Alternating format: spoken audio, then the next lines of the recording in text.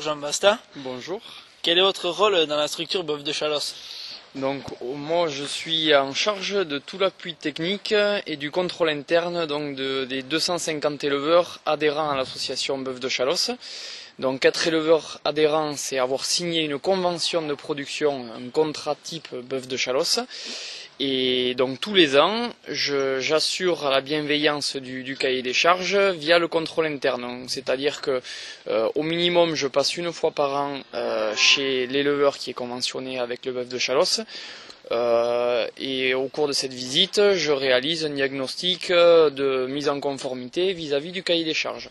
C'est-à-dire qu'il y a une partie qui se passe bien sûr sur le terrain, où je veille sur des notions de bien-être animal, de logement des animaux, de soins, alors que ce soit au niveau des interventions vétérinaires, les méthodes d'alimentation, que tout cumulé soit conforme au cahier des charges. Voilà.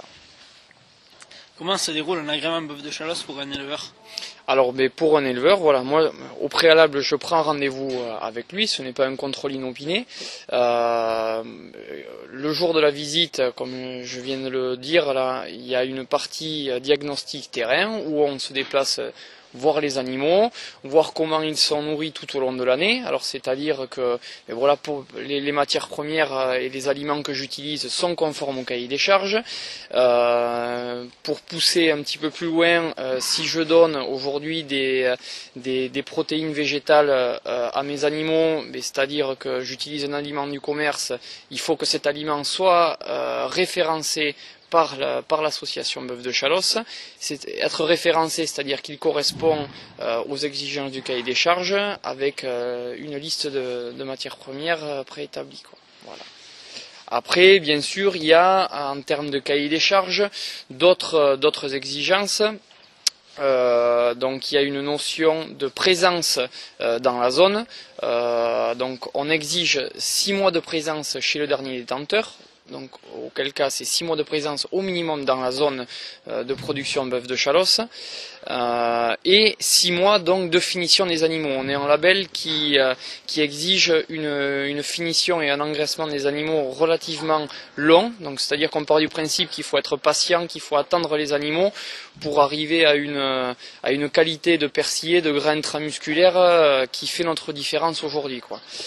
Donc les animaux ils sont engraissés avec un plan d'alimentation bien étudié avec les éleveurs. On a un savoir-faire ici où on valorise les produits qui sont fabriqués sur l'exploitation, comme ici au lycée où on va valoriser le maïs produit sur l'exploitation qui est la base du plan d'alimentation de finition des animaux, et ce maïs on va l'agrémenter de protéines végétales nobles, ici donc tels que le tourteau de colza ou la pulpe de betterave, voilà, qui vont faire que l'animal va pouvoir exprimer au maximum son potentiel boucher. Donc c'est-à-dire voilà, maximiser sa proportion de muscles, et en finition persiller la viande, c'est-à-dire que une fois que l'animal va avoir monté du muscle, la carcasse va se cirer de gras, alors à l'extérieur mais surtout à l'intérieur, pour donner un peu plus de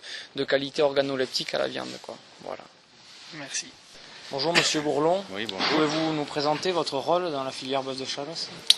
Alors dans la filière Bœuf de Chalosse, j'ai pris la présidence en juin dernier. Mais avant d'être président de Bœuf de Chalosse, je suis éleveur de limousine sur une exploitation familiale en GAEC avec mon épouse et nos 2 fils.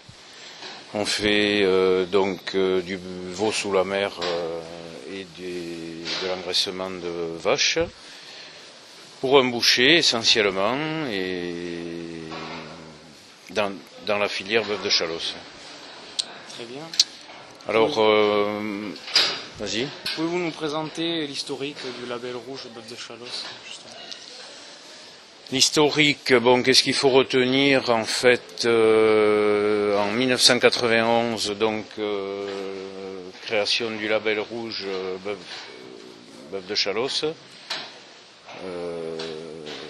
Et en 1996, création de l'IGP Bœuf de Chalosse. Combien de... Le label rouge pour situer un produit haut de gamme, de qualité supérieure, et l'IGP plutôt pour délimiter une zone géographique de production. Combien de professionnels, agriculteurs et bouchers adhèrent à cette démarche? Alors au niveau des élevages, il y a à peu près 250 producteurs et 65 boucheries réparties sur tout le territoire avec une majeure partie dans le sud-ouest. Très bien. Par rapport aux autres labels régionaux, comment se positionne ce label? Alors par exemple, vous avez un label Blonde d'Aquitaine. Nous, notre particularité, c'est qu'on n'est pas un label racial. On a 3 races qui entrent dans notre démarche qualité, c'est-à-dire la limousine, la blonde d'Aquitaine et la basadaise. Quels sont les principaux points forts de ce label rouge? À quel niveau? Dans tout ce qui est la filière, tout d'abord. Alors au niveau des éleveurs, il y a quand même une sécurité de prix et de débouchés également, parce que les bêtes sont mises en place, mais on sait que tel boucher ou telle entreprise de cheville va les reprendre, donc c'est important pour les gens, pour les agriculteurs qui engraissent, les éleveurs qui engraissent. Et justement pour le consommateur lui-même. Et pour le consommateur, enfin, vous avez pu voir les certificats de traçabilité puisque vous êtes passé un peu partout ce matin, et notamment dans une entreprise de cheville et ensuite chez un boucher. Vous avez vu qu'il y a des certificats qui suivent les carcasses, et donc le consommateur peut savoir d'où vient la bête exactement, et cette proximité, c'est en fait un peu du circuit court, et ça peut rassurer le consommateur. Très bien. Pourquoi vous êtes-vous engagé en tant que producteur bœuf de Chalosse? Je me suis engagé en tant que producteur dans cette filière bœuf de Chalosse parce que le bœuf de Chalosse, c'est un peu nos racines. Nos grands-parents ont travaillé dur il y a longtemps avec des bêtes déjà, parce qu'ils attelaient les bœufs. Initialement, dans chaque ferme, il y avait 2, 3, 4 paires de bœufs qui servaient à travailler la terre.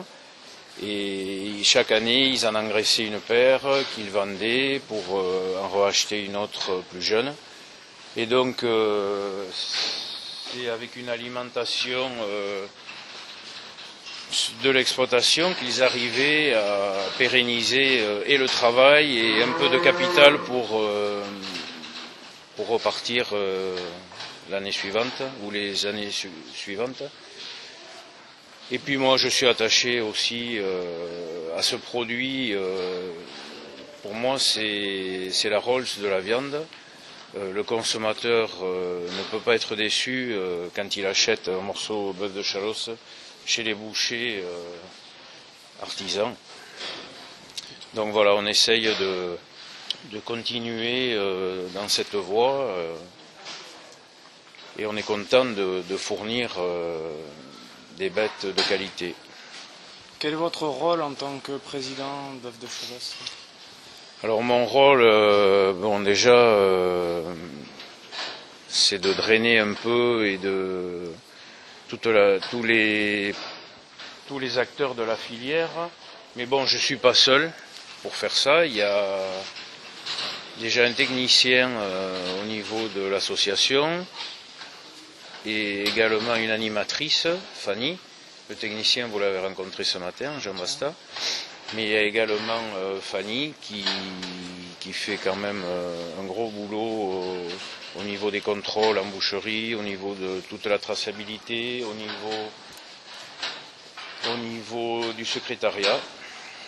Mais je suis également au sein d'un conseil d'administration. Il ne faut pas croire que c'est une personne seule qui peut avancer, là-dedans. Donc un conseil d'administration assez jeune et dynamique, et je me repose pas mal sur eux aussi, étant donné qu'on travaille en commission, tout ça, et chacun a un rôle bien défini.